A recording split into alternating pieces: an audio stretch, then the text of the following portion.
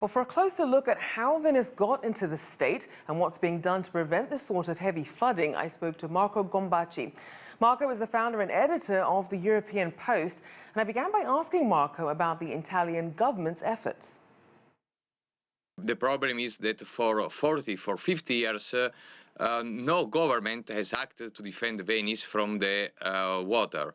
There is one big dam called Mose outside Venice to protect Venice, but this project has never been concluded 100%.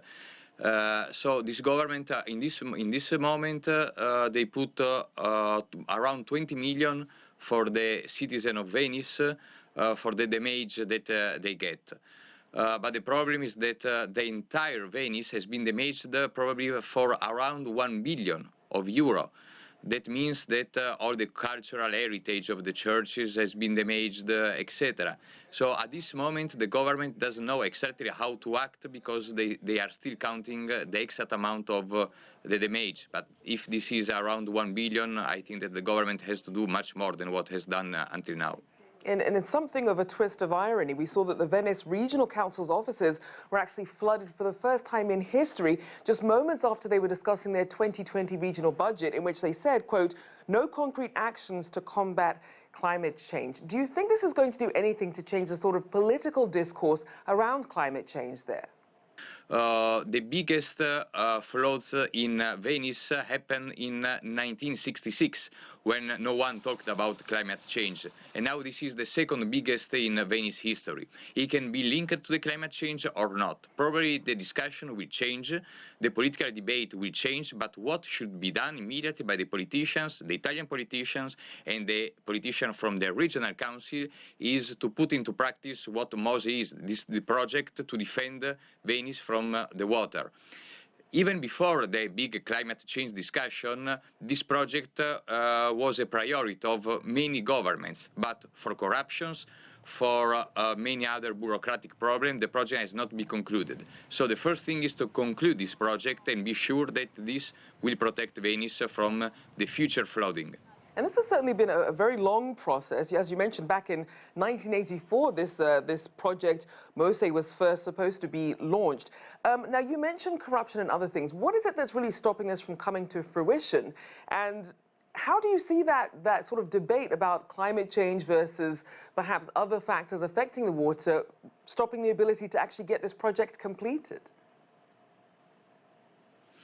Well, at this stage, it's extremely difficult even to understand, for a legal point of view, who is responsible for the MOSE project. Because after the corruption scandal, the state put some money on the project. So at this stage, we don't know exactly if it's the government, if it's the regional council, if it's the mayor of Venice who is responsible for this project. And I don't think this is one of the main problems of the citizen. The citizen in this moment, they just want that this project will finish.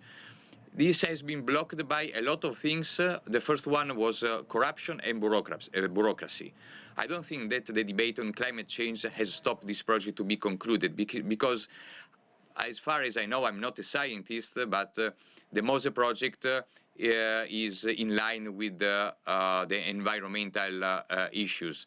So this would not be a problem for the environment, for the impact of to the environment. Now, in terms of the impact to the economy, though, obviously we saw all these historic buildings closing. We're seeing businesses closing as high tide struck for the third time just in the span of a week as of Sunday. Which industries are being affected the most? And do we have any sort of early estimates? Well, as I told you before, the early estimate is around 1 billion of euro of damage. This is huge for a country like Italy. And the problem is that we can count the economic damage, for example, for the tourism, because a lot of people, they cancel their reservation in Venice that is living out of tourism because they are scared that the high water will come back.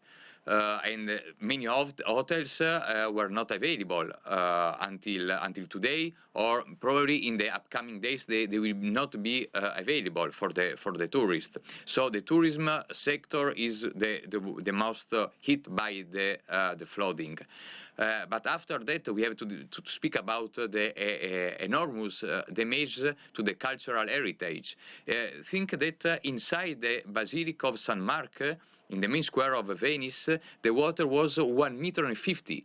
That is around 5 feet, if I'm not wrong with American measures. It means that the basement of the basilica are incredibly damaged. A lot of the floor of the basilica has been incredibly damaged. So about this, we can calculate the economical damage, but what about the cultural heritage damage? They don't have a price.